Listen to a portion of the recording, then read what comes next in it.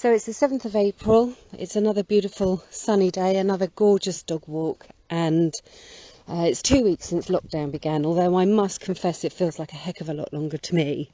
And I think that's a tell for the pressure I'm starting to feel. So I felt cabin fever for the first time yesterday, and I'm sure for lots of people that's been there for them for a lot longer than me. I'm kind of blessed that it's taken me this long to get to that point. And I'm feeling pretty vulnerable and fragile this morning because of the news about the deterioration in the condition of the Prime Minister. I'm sure lots of people feel the same. I feel his vulnerability intensely. What an incredibly vulnerable position to be in so many ways.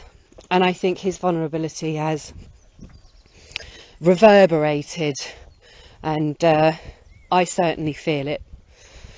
And I've been thinking about vulnerability and staying vulnerable, and I've been thinking about helplessness and overwhelm and feeling that I've had choices taken away from me, and it's brought me back to some of my kind of key coaching principles.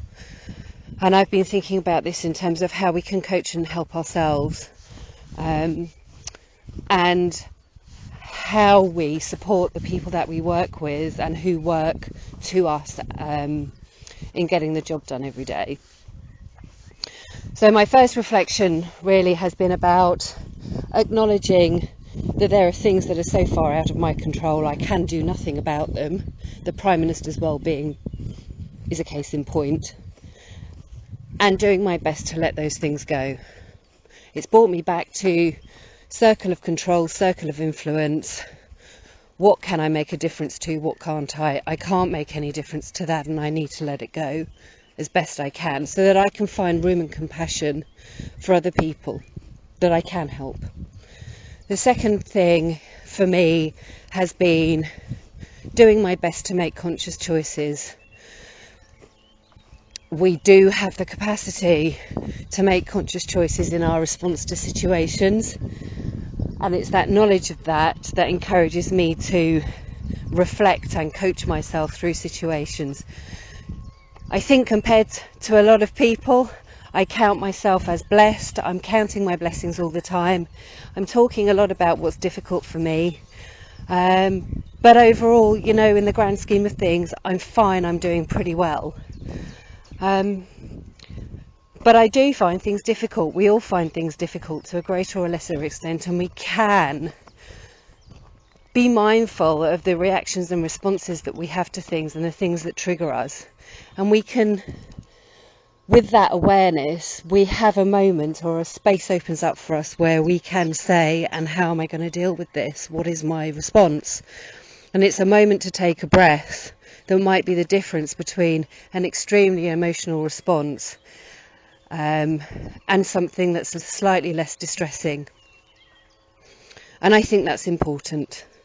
I think that makes a huge difference over the course of a day or 24 hours to our kind of overall life experience. And then the final thing for me is what we can do in helping people that is empowering rather than disabling. Lots of people, we do it all the time as managers, as leaders.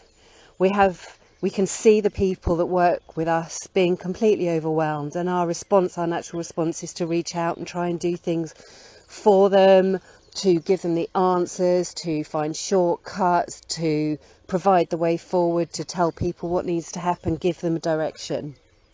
And whilst on many levels this is necessary and helpful, there's a point at which it's disempowering for people to have their own sense of incompetence kind of reinforced by our own desire to give them the answers.